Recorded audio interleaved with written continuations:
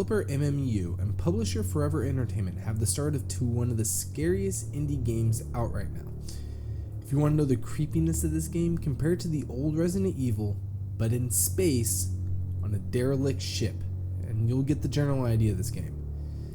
The game relies less on jump scares and a lot more on the creepiness factor in everything you do. Everything from the lights to the music played gets under your skin, especially if you're like me and you decided to play it at midnight with the lights off. Let's just say I didn't sleep a lot that night. Hollow is still in the beta stage, so let's put that out there right now. It's by no means complete, and the developers are working hard on finding bugs and getting rid of them before full release happens. If you are into creepy games or games that are scary, then you'll find yourself right at home here. There are some issues I've seen with the language when you first load it up. It's not set to geographical location of download, so when you load it up you have to work with the setting to get it to your language, which wasn't too hard but a little annoying. The HUD is also a bit too transparent, so when you are trying to mess with the settings, the background bleeds in too much. It'll take you longer to figure out what's going on.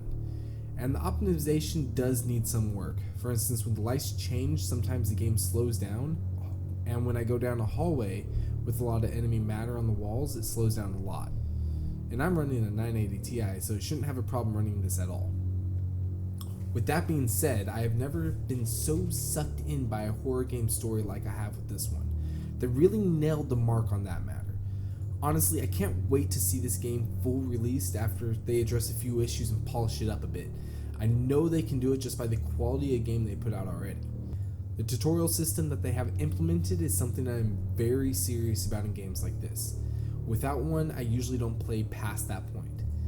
But theirs is very well done and it's progressive, so they don't try to ram everything down your throat all at once, but as the different situations arise, which I think a lot of big developers could take a note of and implement it into their games.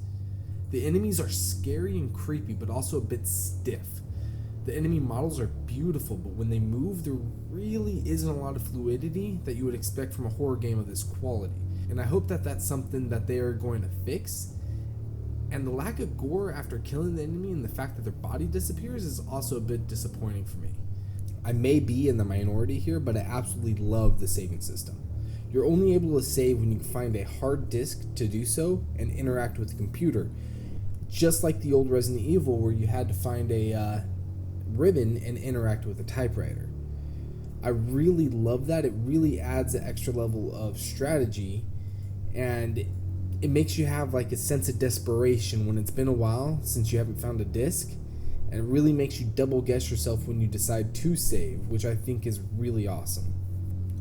All in all, I can't even express how impressed I am with the current product of this game. The game was just launched into beta, and you can tell the developers take pride in their work, and I am so excited to see the full polished product when they release it. This is a must-have for any horror fan, and I'm going to keep my eyes on it to see how many awards they win after the full polished release of this game. Alright guys, that's it for today. If you guys like what you saw, hit that like button and that subscribe button, and don't forget to hit the notification bell because I put out new videos all the time. I hope you have a great week in gaming, and I'll see you later.